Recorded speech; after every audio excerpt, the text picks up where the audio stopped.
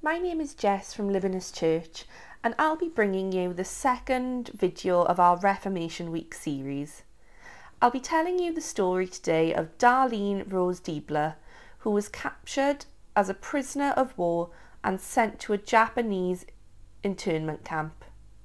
But before this happened, she had just married her husband Russell, and they decided to move to New Guinea to become missionaries, where she was the first white woman the natives had ever met. And during this time, World War II broke out, and she was hearing all about the upsetting events happening all over the world. But it wasn't long until it was happening to her. She was kept under house arrest with her husband and another couple. The men were then separated from the women, and her husband was about to be taken away to a camp.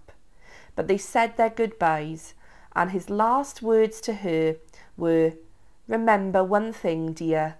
God said that he would never leave us nor forsake us." From Hebrews 13 verse 5. These were his last words to her as he sadly passed away in the camps. Shortly after, she was sent to a camp herself, where she faced many difficulties like illness, hunger and brutality from the officers. But the most difficult time for Darlene was when she was sent to solitary confinement after being accused of being an American spy.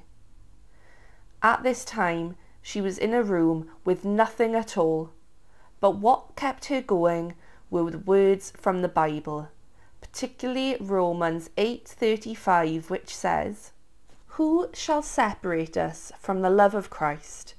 Shall tribulation or distress or persecution or famine or nakedness or danger or sword?" This reminded her that God was with her no matter what she was going through, just like Russell had told her during their goodbyes. She didn't have the physical book with her, but she had memorised the verses, and going over these verses in her head made sure that she didn't lose hope. They were a source of comfort and strength when there was none to be found. Her story shows how important it is that we know the Bible and memorise it, as we never know when we'll need the encouragement.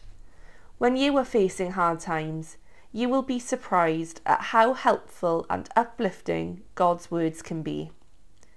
And if you've never read the Bible, why not have a look at some encouraging verses to see how they can help you in your life? If you would like to know more about her story, then I highly recommend this book, which tells you her story much clearer than I ever could. And if you have any questions, please get in contact with us. We'd love to answer them and give you any help that we can. Thank you for listening.